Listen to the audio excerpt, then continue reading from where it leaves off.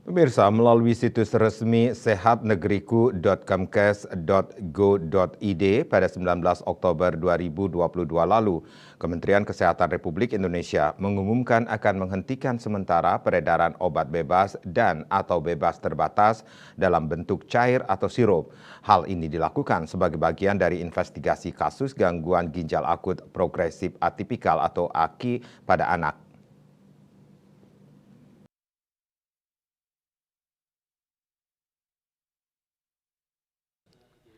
Ketut Susilo selaku mahasiswa S2 Program Studi Ilmu Manajemen Undiksa Singaraja menjelaskan, sebelumnya Badan Pengawas Obat dan Makanan Republik Indonesia (BPOM) RI telah mengeluarkan pernyataan terkait sirup obat untuk anak yang terkontaminasi dietilen glikol atau DEG dan etilen glikol atau EG di Gambia, Afrika.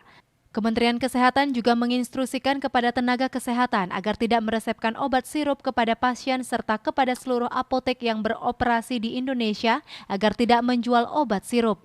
Alternatif obat sirup yaitu obat puyer. Kebanyakan anak-anak menolak meminumnya karena rasanya pahit. Walaupun dipaksakan biasanya akan dimuntahkan oleh mereka. Alternatif lain adalah beralih menggunakan obat-obat tradisional. Saat anak demam, bisa menggunakan irisan bawang merah dicampur dengan minyak telon atau minyak makan lalu dibalurkan ke seluruh tubuh. Selain bawang merah, kunyit juga memiliki kandungan anti peradangan atau antiinflamasi yang cukup tinggi. Biasanya demam pada anak terjadi karena peradangan. Dengan mengurangi peradangan yang ditimbulkan secara otomatis, suhu tubuh akan menurun.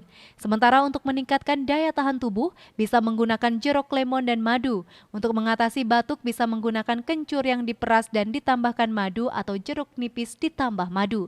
Selain mengkonsumsi obat tersebut, hindari dulu makan makanan berminyak dan minuman dingin untuk mengurangi batuk serta minum air hangat. Bunga belimbing wulu juga diyakini bisa menjadi obat batuk alami dan sariawan. Rendam bunga belimbing wulu dalam air mendidih lalu diminum secara berkala.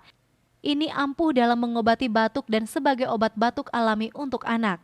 Kalau anak pilek biasanya susah bernafas karena hidungnya tersumbat. Bisa diredakan dengan uap mereka dengan menggunakan air panas yang ditetesi minyak telon atau minyak kayu putih, lalu mereka hirup uapnya. Hentikan dulu penggunaan AC dan kipas angin serta banyak minum air hangat.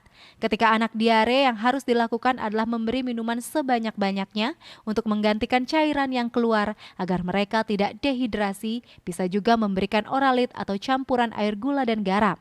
Resep orang tua saat diare adalah menggunakan daun jambu biji muda atau minum teh pahit. Bisa juga menggunakan kunyit atau diparut lalu diperas, ditambah gula merah atau madu. Itulah contoh beberapa obat tradisional yang bisa kita berikan kepada anak, dan tentunya masih banyak obat-obat tradisional yang lain untuk mengobati berbagai penyakit. Alam sebenarnya menyediakan beragam alternatif obat alami sebagai pengganti obat sirup untuk anak. Tinggal bagaimana orang tua menyikapi fenomena perubahan ini. Terlepas dari itu, alangkah lebih baiknya kita mencegah datangnya penyakit daripada mengobatinya dengan cara menerapkan pola hidup sehat. Bali Pos melaporkan.